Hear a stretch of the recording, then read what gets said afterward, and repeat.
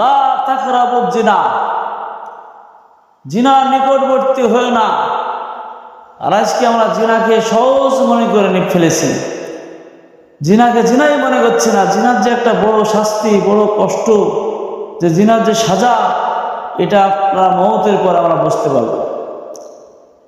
যে আমাদের কোরআনের আইন আছে, যদি কোনো মানুষ জিনা করে, ব্যভিচার করে, যে 4 জন সাক্ষী বলে যে সুরমা দানিতে কাঠি ছিল, এই প্রমাণ যদি কেউ দিতে পারে, এটা কোরআনের আইন বলছে তাকে মাজা পর্যন্ত পুতো।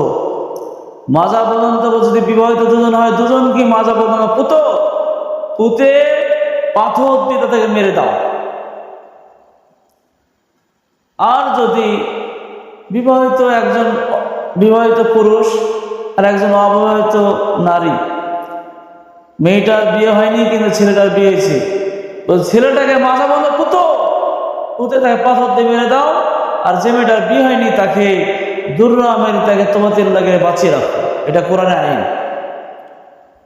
তারপরে দেখা যাচ্ছে মেয়েটা বিবাহিত, ছেলেটা অবিবাহিত, তাহলে কোরআনের আইন বলছে যদি মেয়েটা বিবাহিত হয়, তাহলে ওই মেয়েটাকে মাজা পর্যন্ত পুঁতে পাথর দিয়ে তাকে মেরে দাও। ইসলামিক এটা আইন, শাসন, কোরআনের আইন, এটা কোরআনের শাসন। আর যদি ছেলেটা অবিবাহিত হয়, বিয়ে করেনি, তাকে দুর্নামারি তোমাদের লাগে বাঁচিয়ে রাখো। আর দুজনে জিনা করেছে বিবাহিত, তা দুজন কি মাজা পর্যন্ত পুঁতে পাথর দিয়ে মেরে দাও। এটা হচ্ছে কোরআনের আইন। আমরা এই আইনটাকে ভয় করছি না? দুনিয়ায় যদি এত বড় সাজা হয়, তাহলে পরজগতে কত বড় সাজা আছে সেটা দেখলেই বুঝতে পারবেন।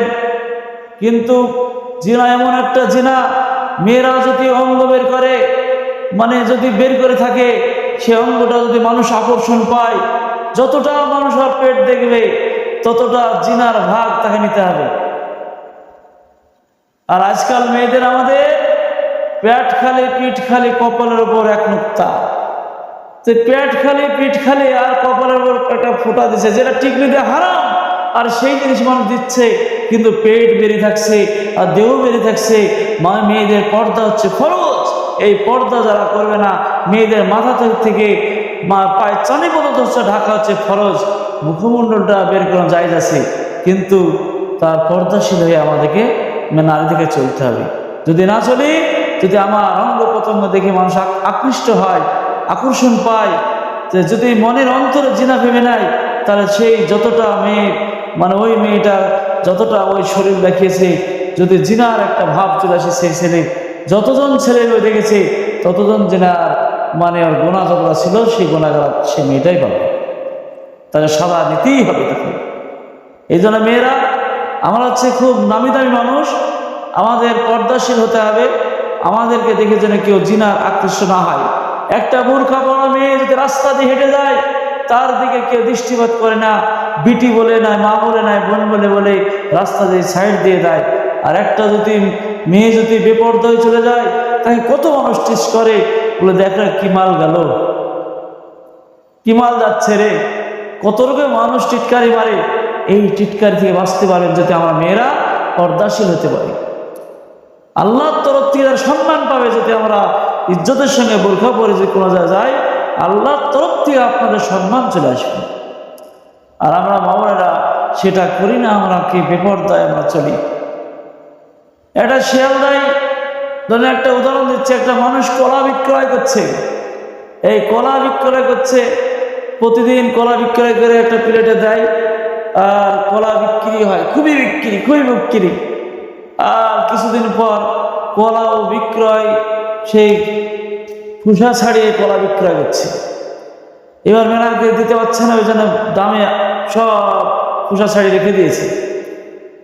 এবার ওই বিনানো কলা দিচ্ছে, মানুষকেও নিচে বলছে ও কলা নেবো না, আমরা মাছি পড়ছে, মাছি লাগছে, আমরা ও কলা আমরা খাবো না, যে আমরা খাবো কোনটা, খোসাওয়ালা কলাটা দাও। তাই মেয়েরা হচ্ছে কলা, এই বিনানো কলা মানুষের আকর্ষণ হয় না, কিন্তু যে কলাটা খোসাওয়ালা ছিল, যার মূল্য ছিল, তার সম্মান ছিল, ইজ্জত ছিল, তাই মেয়েরা যদি পর্দাশীল হতে পারে, যদি দেহ ঢেকে বেড়াতে পারে, তাহলে দেখবেন সেই নারীর একটা মর্যাদা আছে, সম্মান আছে, ইজ্জত আছে। কিন্তু আমাদের ইজ্জতটা আমরা নিজেই নষ্ট করছি। এই জন্য মুসলমান মেরে মোতারাম মা বোনেরা, জিনা থেকে তোমরা বাঁচতে হবে। আজকে এই জিনা কত বড় সাদা, দুনিয়ায় যদি হয় আখিরাতে কত বড় সাদা আছে।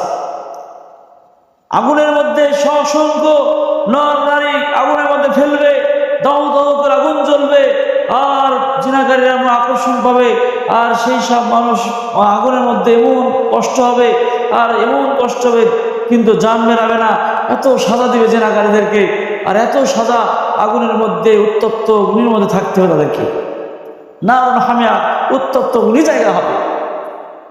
আল্লাহ রাসূল মিরাজে গিয়েছিলেন, মিরাজে গিয়ে দেখলেন যেসব মেয়েরা মাথায় কাপড় যেত না, আর যেসব মেয়েরা মাথা আলগে আলগে বেড়েছে, দেহ বের করে বেড়েছে, সেই মেয়েদেরকে মানে দেখলো মিরাজে বিষাক্ত বিষাক্ত পাখি ঠুকরে ঠুকরে মাথার মগজ চাবে চাবে খাসে।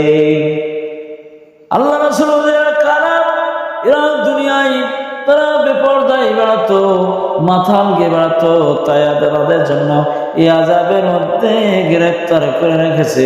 আরো দেখলেন কিছু মেয়েরা পেট পেট পেট করে বেড়াতো, সেসব মেয়েদেরকে ওই পেটগুলোতে বড়শি গাঁথা আছে, বড় বড় বড়শি গেঁথে দিয়েছে পিঠে, ওই পেটে, কপালে, মাথায়, আর ঝুলে রেখেছে, আর কষ্ট করছে। এরা কারা? এরা দুনিয়ায় পেট পেট বের করে রাস্তায় রাস্তায় মানুষকে দেখে বেড়েছে, আকর্ষণ করেছে, আজ আল্লাহ পাক আযাবের মধ্যে তাদেরকে গ্রেফতার করেছে। এত কষ্ট জিনাকারীদের। এই জন্য আমরা জিনা থেকে যেন বাঁচতে পারি, আমরা যারা জিনা থেকে হেফাজত থাকতে পারি, আমাদের লজ্জাস্থানকে হেফাজত করতে হবে। যারা লজ্জাস্থান হেফাজত করবে তারা আল্লাহর কাছে একদিন কামিয়াব হবে, সে একদিন জান্নাতে যাবে ইনশাআল্লাহ। তাহলে আমরা যেন প্রত্যেকটা মানুষ আমরা লজ্জাস্থানকে হেফাজত করতে পারি, নর নারী সকলেই যেন আমরা হেফাজত করতে পারি, সেই তৌফিক দান করুক সকল। আল্লাহুম্মা আমিন। ওয়া ইলাল বালাগ।